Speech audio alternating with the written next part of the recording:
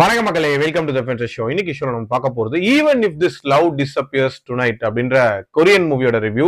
இந்த படம் நெட்ஃபிளிக்ஸ்ல தமிழ் டப்பிங்கோட அவைலபிளா இருக்கு. இந்த படம் ஒரு ரொமான்ஸ் டிராமா மூவி. அதாவது இந்த ஹீரோயின் பழசெல்லாம் மறக்கிறது அப்படின்ற ஒரு கான்செப்டை தமிழ் படங்கள்லயே நம்ம நிறைய பார்த்திருப்போம். மூன்றாம் பிறை, தீபாவளி, இந்த மாதிரி நிறைய படங்கள்ல பார்த்திருப்போம்.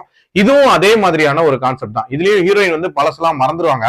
ஆனா என்னன்னா டெய்லி மறந்துடுவாங்க அப்படின்ற மாதிரியான ஒரு சுச்சுவேஷன். அதாவது அன்னைக்கு நைட் அவங்க தூங்குனாங்க அப்படின்னா அடுத்த நாள் காலையில எழுந்துச்சு பார்க்கும்போது அவங்க மெமரி ரீசெட் ஆயிரும். பழைய விஷயங்கள் எல்லாத்தையும் மறந்துடுவாங்க. சோ அன்னன்னைக்கு நடக்கிறத வந்து அவங்க ஒரு நோட்ஸ் மாதிரி எடுத்து வச்சுப்பாங்க.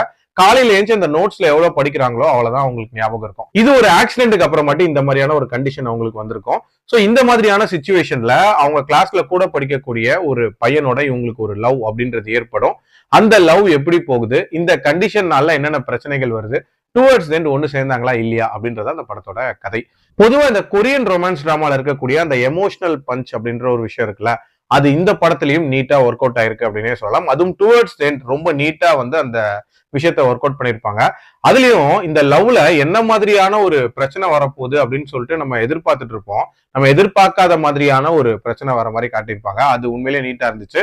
அதே மாதிரி ஸ்டார்டிங்ல இந்த மெடிக்கல் கண்டிஷனை எக்ஸ்பிளைன் பண்ணும்போது என்னடா இது வித்தியாசமான ஒரு கண்டிஷனா இருக்கு, சோ இதுக்கப்புறம் இவங்க வாழ்க்கையில என்ன நடக்க போகுது அப்படின்ற ஒரு எதிர்பார்ப்பு இருந்துச்சு.